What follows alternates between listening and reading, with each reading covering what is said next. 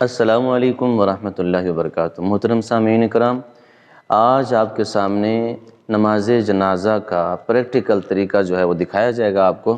تمام دوست احباب سے گزارش ہے کہ ہماری اس ویڈیو کو شروع سے آخر تک دیکھیے تاکہ آپ کو اس ویڈیو کو دیکھنے کے بعد فائدہ ہو سکے۔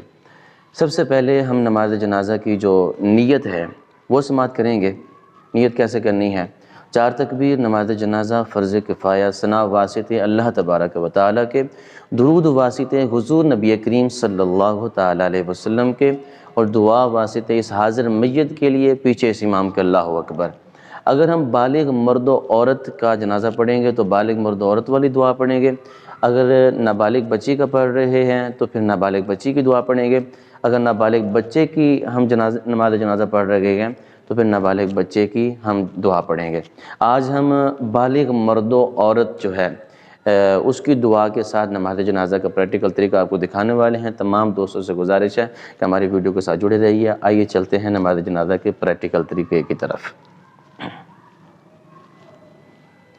اللہ اکبر، سبحانک اللہم وبحمدک وتبارک اسمک وتعالی جدک وجل ثناؤک ولا الہ غیرک۔ اللہ اکبر، اللہم صلی علی محمد وعلی آل محمد کما صلیت علی ابراہیم وعلی آل ابراہیم انک حمید مجید۔ اللہم بارک علی محمد وعلی آل محمد کما بارکت علی ابراہیم وعلی آل ابراہیم انک حمید مجید۔ اللہ اکبر، اللہم اغفر لحینا ومیتنا وشاہدنا وغائبنا وصغیرنا وکبیرنا وذکرنا وانثانا۔ اللہم من احییتہ منا فاحیہ علی الاسلام ومن توفیتہ منا فتوفہ علی الایمان۔ اللہ اکبر۔ السلام علیکم ورحمۃ اللہ، السلام علیکم ورحمۃ اللہ۔ محترم سامعین کرام، یہ تھی نماز جنازہ بالغ مرد و عورت کے لیے۔ اس میں ایک چیز اور آپ سماعت فرمائیں کہ نماز جنازہ کے 2 ارکان ہیں۔ نمبر 1 4 تکبیریں اور نمبر 2 قیام۔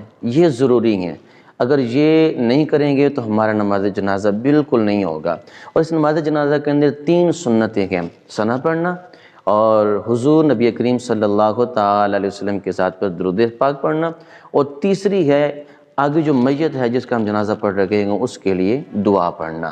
یہ 3 سنتیں ہیں اور نماز جنازہ کے 2 رکن ہیں: 4 بار اللہ اکبر اور قیام۔ یہ 2 رکن ہیں اور 3 سنتیں ہیں۔ اور یاد رکھیے، پہلی تکبیر کے بعد ہم نے ثنا پڑھنی ہے جو ہم نماز کے اندر پڑھتے ہیں۔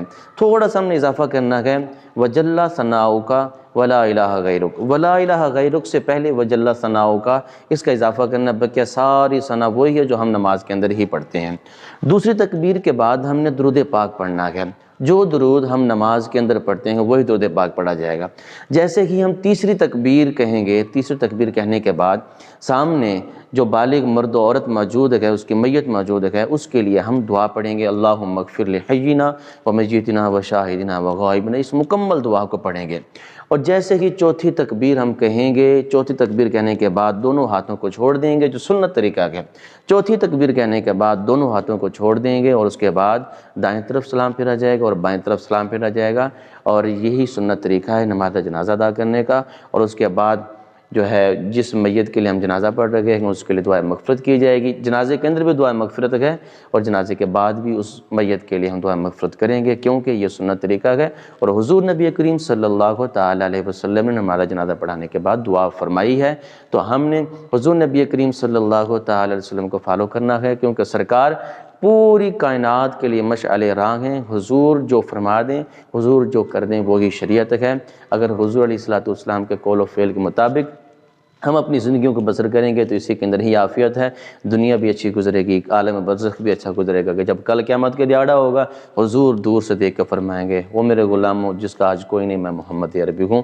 جب حضور نے فرما دیا کہ میں آپ کا آقا ہوں اور آپ میرے غلام ہوں، تو پھر کسی اور سند کی ضرورت نہیں، حضور ہماری شفاعت کر کے ہمیں اپنے ساتھ جنت میں لے جائیں گے۔ محترم سامعین کرام، آپ سے گزارش ہے کہ ہمارے چینل مجاہد رضوی آفیشیل کو سبسکرائب کیجئے، لائک کیجئے، شیئر کیجئے، تاکہ ہر نیو آنے والی ویڈیو آپ تک پہنچ سکے۔